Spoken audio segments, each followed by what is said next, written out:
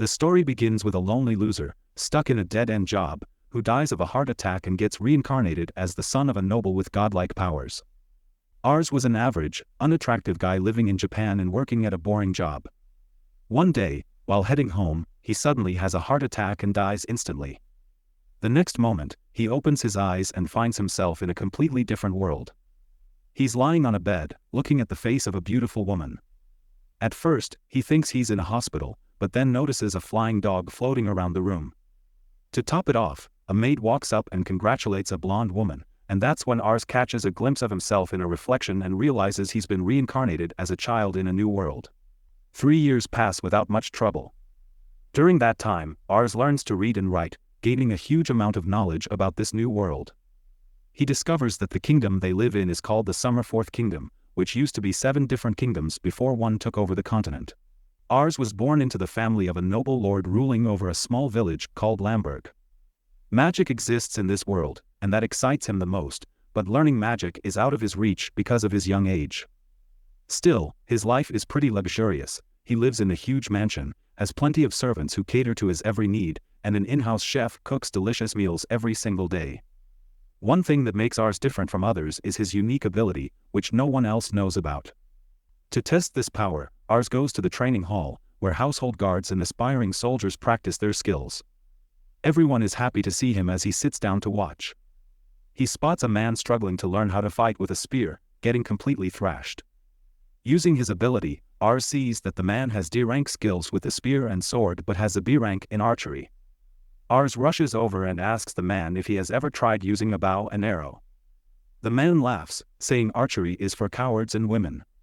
Ars tells him to give it a shot, literally, and although the man doesn't want to, he does it since Ars is the future lord.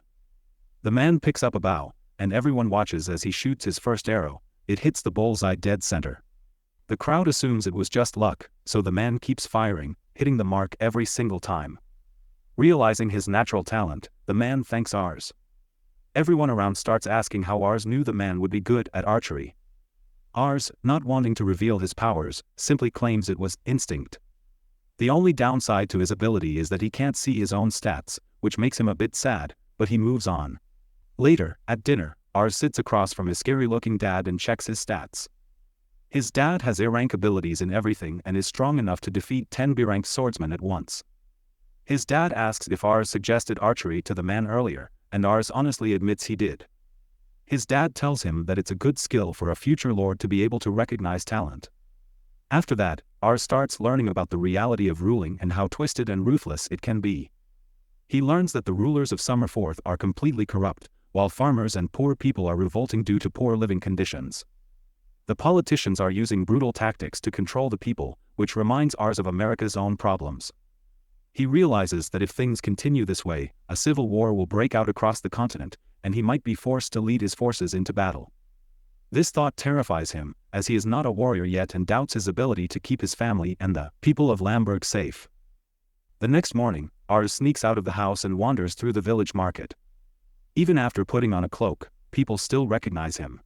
A woman asks if he's shopping, and Ars rolls his eyes, fat-shaming her as he walks away. He begins using his magic eye to search for people with extraordinary abilities, but most of the locals turn out to be a bunch of useless nobodies with no future potential. After a while, Ars' eyes start to water from overusing his magic, and he takes a seat when suddenly, he hears a commotion. A door bursts open, and a racist woman throws a young man onto the street, yelling that she has no work for his kind.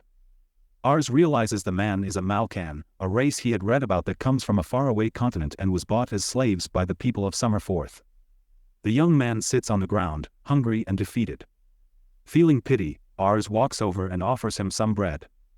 The man, introducing himself as Reitz, is surprised, and the people around start murmuring about why the future lord is helping a Malcan. At first, Reitz is skeptical, but eventually, he takes the bread and eats it hungrily. Ars, using his magic eye, checks Reitz's stats and is blown away. Reitz has multiple A and S-rank skills. Ars realizes that Reitz could become one of the strongest people in the kingdom, with talents that rival even Lord Raven, Ars' father. His eyes light up at the thought, but Reitz finds him a bit creepy and starts to walk away after thanking him. Determined, Ars follows Reitz into an alley, where Reitz tells him to leave him alone. Ars finally reveals that he's the son of Lord Luvent, and offers Reitz a job as his bodyguard, tempting him with the promise of tasty meals. Reitz reluctantly agrees, and they return to Ars' house, where they sit down for dinner. As they sit at the table, Ars notices that the racist maid has brought Reitz an old plate of beans, refusing to serve him the same food as the future lord. The butler also tells Reitz to leave after he finishes. Ars is stunned by the racism but, unlike many, he decides to do something about it. He drags his chair next to Reitz's and insists that they eat together. The maid and butler try to argue, but Ars shuts them down, declaring that Reitz is his guest. Begrudgingly, the maid brings better food for Reitz, who happily digs in.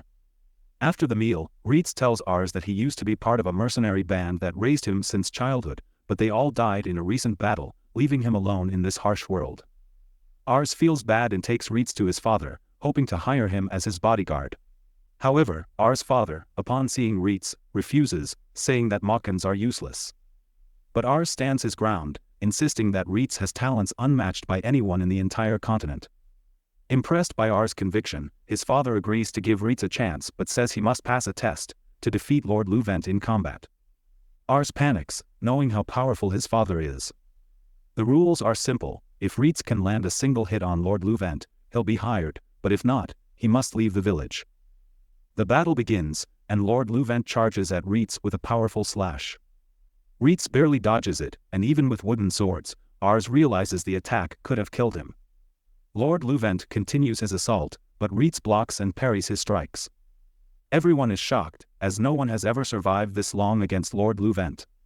Finally, Reitz takes a hit on the shoulder, falling to the ground. But to everyone's amazement, he gets back up. Determined, Reitz goes all out, rushing at Lord Luvent and dodging his counterattacks. He uses the sun to blind Lord Luvent momentarily, attempting to strike. Although Lord Luvent manages to block it, this is the closest anyone has ever come to hitting him. Just when Reitz is getting into his rhythm, Lord Luvent calls time. Despite not landing a hit, Lord Luvent is impressed and declares Reitz the winner, since no one has ever come this close to hitting him. Ars is overjoyed and congratulates Reitz, while his father praises Ars for recognizing talent, saying he must have a God-given gift. The other soldiers crowd around Reitz, asking for tips and begging him to train with them. Later that day, Reitz wears a dress to symbolize his acceptance into the household and drops to his knees before pledging his loyalty to Ars. Several months have passed since Reitz joined Ars' household. At first, the other workers were somewhat racist toward him because of his skin color, but slowly, they came to like him. He often spars with and teaches the soldiers how to improve their skills.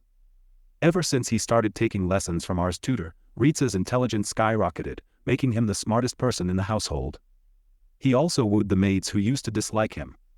Now, they admire him for his light demeanor and handsome face. In recent days, Reitz and Ars have been holding study sessions together, reading about the history of the continent and the current political landscape of each region. They read about how the Summerforth Kingdom was once a force to be reckoned with and the strongest kingdom by far. But, according to Reitz, the kingdom is in a state of serious decline. The old king passed away, and his successor is only 8 years old. Reitz explains that all the real power is now in the hands of the politicians surrounding the young king, and they're trying to gain as much power as possible. This has made the government ineffective, causing revolts all over the country. The lords and dukes of these regions have started ignoring the central kingdom, each maintaining their own personal armies to deal with the conflicts. Ars realizes that their county hasn't seen any revolts yet, but he understands his father's daily training, and preparations for more soldiers mean that conflicts could arise soon. He decides to search for more talented people like Reitz who can help them in case a war breaks out, even though he hopes it won't happen. Ars asks Reitz where he thinks the war might start if it did happen. Without hesitation, Reitz responds that it will likely erupt in the neighboring county, whose lord is old and frail. According to Reitz, the lord could die any day, and the conflict will likely be about succession. Reitz explains that the lord has 2 sons. By law, the older son should inherit the position, but everyone knows the younger son is more capable, and would make a better ruler. If this issue of succession isn't resolved before the lord dies, the 2 brothers will fight, forcing the entire kingdom to pick sides. Ars asks Reitz which side his father would choose, and Reitz responds that his father will likely support the older brother because, by law, he is the rightful heir. Ars thinks about how his father is still around to handle such problems, but he begins to worry about what might happen if something went wrong and his father got hurt. Reitz reassures him that they should continue to seek out talented individuals who can strengthen their position and increase the safety of their people. Ars agrees wholeheartedly, and they prepare to leave for a nearby town to scout for talent. As they head out, Lord Raven stops them and advises them to look for a good mage, noting that a skilled wizard can turn the tide of a battle. Ars knows that he lacks any magical ability. Once, his father gave Ars a magical gem to bring out his latent powers, but Ars had no aptitude for magic. His father never brought it up again. They leave their small county and venture into a larger nearby town. This town is much bigger and wealthier than their village. Ars tells Reitz how he dreams of one day making their village as prosperous as this town, and Reitz simply smiles. Ars begins scanning the crowd for anyone with notable talent, but after some time, he can't find anyone with even above-average skills. He sits down, disappointed. Reitz encourages him not to worry, pointing out that this town has a population of 50,000, 10 times that of their village, so they're bound to find someone. As they walk down the wide streets, Ars notices a small alley where many poor people are sleeping out in the open. He's shocked to see such poverty in a city with so many wealthy citizens. Reitz offers him a life lesson, explaining that every place with wealth will also have people living in extreme poverty. This makes Ars reconsider his desire to make his village like this town. Later, they enter the bustling marketplace, and Ars' eyes light up as he sees a variety of items for sale. Suddenly, he hears a merchant shouting about dragon eggs imported from another continent. Ars is immediately captivated by the idea of owning a pet dragon that he could ride. He rushes over and asks how much the eggs cost. With a sly smile, the merchant tells him that these rare eggs are selling for just 1 silver each. Ars quickly decides to buy 3, rummaging through his bag for money, when Reitz pushes him back and draws a dagger on the merchant. Reitz accuses the merchant of selling counterfeit items to a noble, which is punishable by death. The merchant tries to defend himself, but Reitz explains that dragon egg imports have been banned for the past year, meaning these eggs are either fake or smuggled illegally. Reitz prepares to finish the merchant off, but Ars stops him. Reitz immediately calms down and apologizes to Ars, accepting any punishment. Ars tells him not to worry about it. Later, they sit down for lunch, and Ars decides to grab dessert from a nearby stall. Suddenly, a pickpocket bumps into Ars, snatches his money pouch, and takes off. Reitz grabs Ars and chases the thief through the crowd. Reitz manages to rip the thief's cloak off, revealing a young, blue-haired girl. The girl dashes into an alleyway, but when Reitz catches up, he finds her surrounded by hoodlums. One of them punches her to the ground. Ars tries to intervene, but the gang leader gets angry and tries to strike Ars. Reitz quickly grabs the leader's arm and delivers a punch to his gut, knocking him out. The other 2 men charge in, but Reitz swiftly defeats them, forcing them to flee. Ars examines the girl with his magic eye, and is stunned to see that she possesses S-rank magic skills. Overwhelmed by her potential, Ars asks her to join him and serve as his mage. Reitz warns Ars that she's just a thief, but Ars doesn't care, and promises her a comfortable life with a salary and good food. The girl looks down at Ars, and says she'd rather die than work for a spoiled noble like him. She accuses all nobles of being evil and exploiting the poor. She reveals that she had once been taken as a slave by a noble but had managed to escape. That's why the thugs were after her. Ars tries to reason with her, explaining that she has the potential to become an excellent mage, but the girl retorts that she's never even tried magic. Reitz, sensing it's a lost cause, asks the girl to return Ars' money pouch, which she does without argument. Just then, a group of small children run into the alley, huddling around the girl. It turns out she's been taking care of these orphans. Ars feels bad and gives her the money pouch before leaving. Later that night, Ars sits on the balcony, wondering if he'll ever find such incredible talent again. Suddenly, they hear the sound of children crying and screaming for the thief girl. Ars and Reitz rush down and ask what happened. The children tearfully explain that 3 men attacked and took her away. Meanwhile, Charlotte, the thief girl, is dragged to the other side of the city and thrown before a slave trader. The thugs begin beating her, but she endures the pain without shedding a tear. The slaver tells his men to be careful with her face, since a nobleman who wants to buy her prefers her face unscathed. One of the goons notices the money pouch Ars gave her and takes it. Charlotte snatches it back and tries to escape, but the thugs are quicker. They catch her and pin her to the ground. The slaver taunts her, saying that even if she escapes, she'll only live a miserable life on the run, and will die a horrible death. Before the slaver could break her spirit any further, the door swings open violently, injuring the man guarding it, as Reitz enters the room. He blocks the first punch, easily taking down the next goons, throwing his knife at the guy standing next to the slaver. The slaver immediately demands a stop so they can talk, but Ars runs into the room, asking Charlotte if she's okay. She looks surprised to see him, while the slaver realizes Ars must be a noble based on his dress and speech. Calmly, the slaver asks what Ars wants. Ars responds that he wants him to free Charlotte at once. The slaver refuses, saying what he's doing is legal, as slave trading is allowed in this county.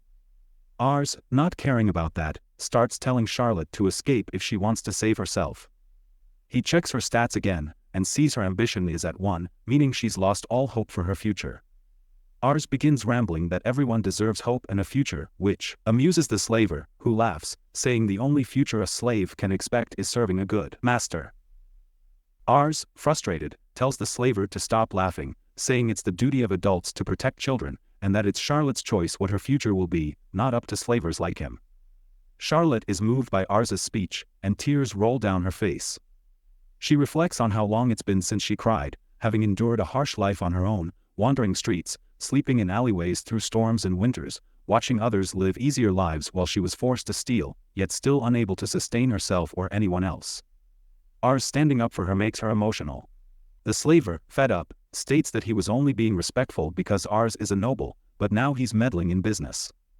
More goons come down the stairs, surrounding them, and he threatens to hurt them. Ars looks at Reitz, who reassures him everything is under control. One goon tells Ars to shut up, saying he hates yappy kids. Reitz grabs the goon by the throat, lifts him, and slams him to the ground, warning the slaver and his men that trash-talking Lord Ars was a grave mistake, and now they will pay the price. The punishment is death. Reitz takes out his dagger as one hooligan breaks a bottle, telling everyone to surround Reitz since he's alone.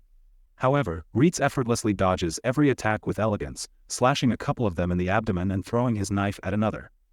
Before he can continue, one of the goons grabs Reitz from behind with a knife, but Reitz easily slams him to the ground, terrifying the slaver. Desperate, the slaver calls for the mages.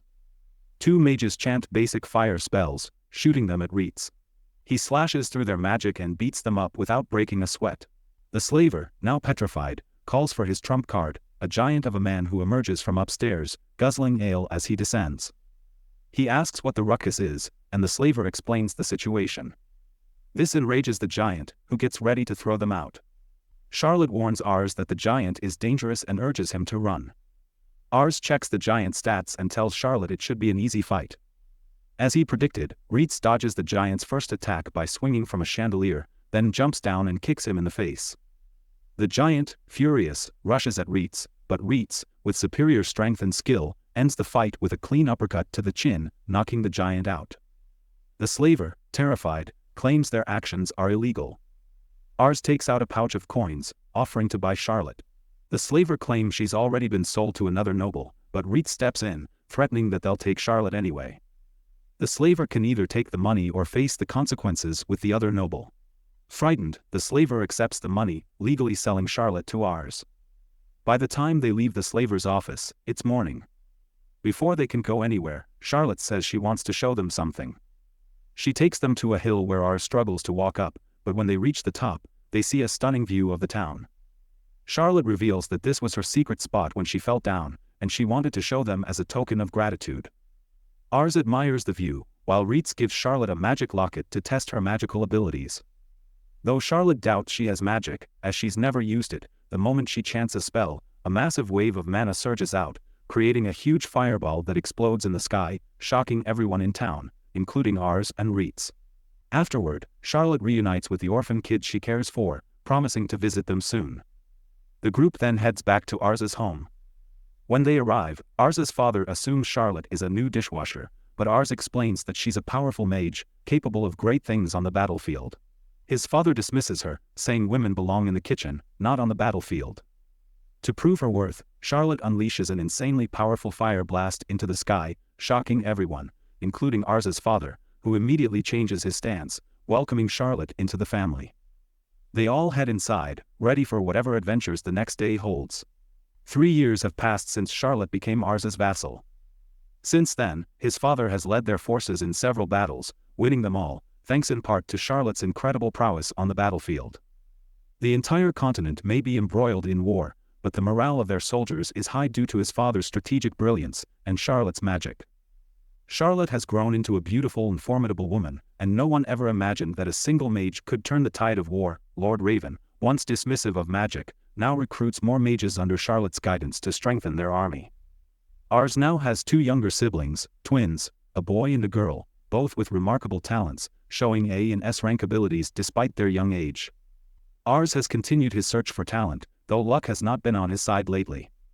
Reitz, however, recently learned about 2 highly skilled hunter brothers, and Ars, excited, insists they go meet them. Soon, Ars and Reitz head into the forest to find the brothers' home. As they make their way, Charlotte, sitting atop a tree branch, eating a sandwich, joins them as an escort to ensure Ars stays safe. She jokes about protecting him, while Reitz teases her about the weight, saying the horse is being strained. Charlotte retorts that, as a warrior with proven results, she deserves respect. While they banter, a wild boar appears, scaring the horse. It's immediately taken down by an arrow.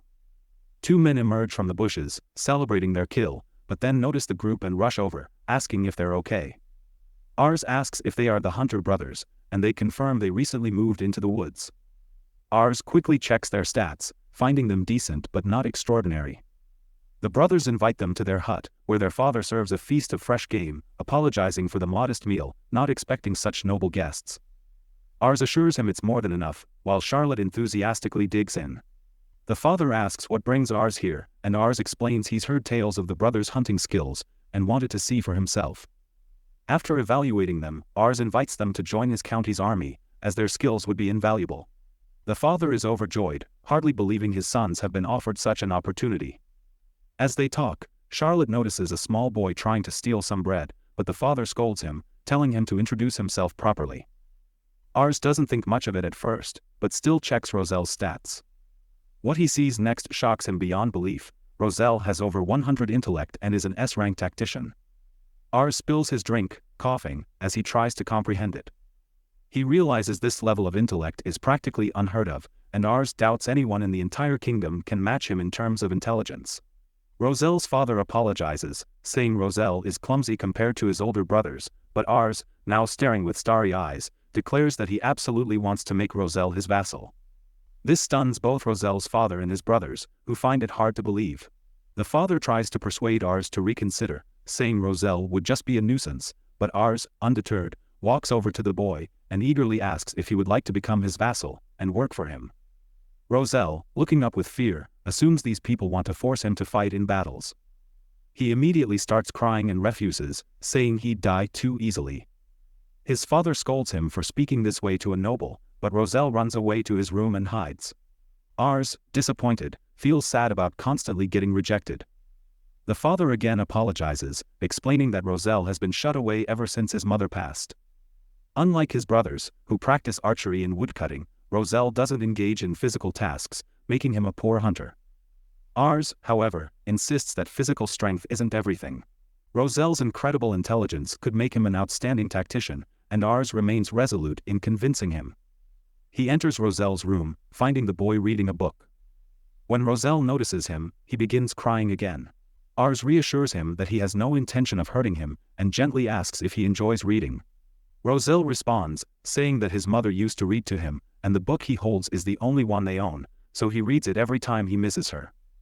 Ars offers a better deal, promising Roselle that his mansion has a grand library filled with all kinds of books. Roselle, now intrigued, asks if he can take just one book. Ars agrees. Later that day, Roselle and his 3 brothers accompany Ars back to his mansion. Upon arrival, Roselle starts crying again when a good boy tries to play with him. Ars directs Charlotte to show the older brothers around while he takes Roselle to the library. Roselle is immediately captivated by the vast number of books, eagerly pulling them off the shelves. Ars reminds Roselle that he has some studying to do as well, and promises to catch up with him later. A few hours pass, and Ars wakes up, realizing he fell asleep during his studies.